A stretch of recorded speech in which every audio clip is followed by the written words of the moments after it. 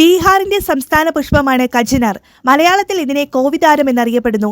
ഇന്ത്യയിൽ സാധാരണയായി വളരുന്ന ഒരു വൃക്ഷമാണിത്.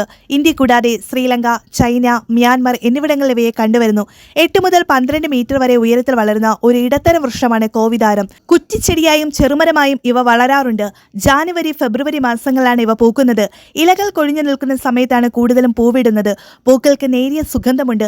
ഈ പൂക്കൾ 8 മുതൽ 12 സെന്റിമീറ്റർ വരെ വ്യാസമുണ്ടാകും. ഇതിന് 5 ഇതളുകളുണ്ട്.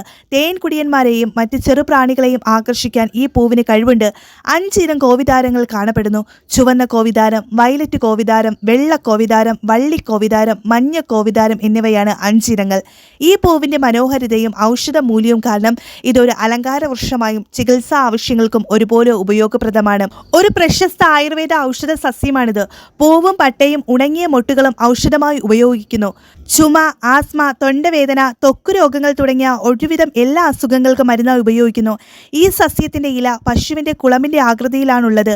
ഇതിന്റെ തളിരിലയിട്ട് വെള്ളം തിളപ്പിച്ച് കുടിച്ചാൽ തൈറോയിഡിന് നല്ലതാണ്. ഇതിന്റെ ഇലയുടെ ആകൃതി തൈറോയിഡ് ഗ്രന്ഥിയോട് സാമ്യമുണ്ട്. ഇവയുടെ പൂമൊട്ടുകൾ ഭക്ഷ്യയോഗ്യമാണ്. ഇന്ത്യയുടെ പല ഭാഗങ്ങളിലും കറിവയ്ക്കാനും അച്ചാർ ഉണ്ടാക്കാനും ഇവ ഉപയോഗിക്കുന്നു. ഹമ്മിങ് ബേഡുകളെ ആകർഷിക്കാനും ഈ മരം നട്ടുവളർത്താറുണ്ട്. അന്തരീക്ഷ നൈട്രജൻ സ്ഥിരപ്പെടുത്താനും മണ്ണിന്റെ ഫലഭൂയിഷ്ഠത മെച്ചപ്പെടുത്താനും ഇവ സഹായിക്കുന്നു.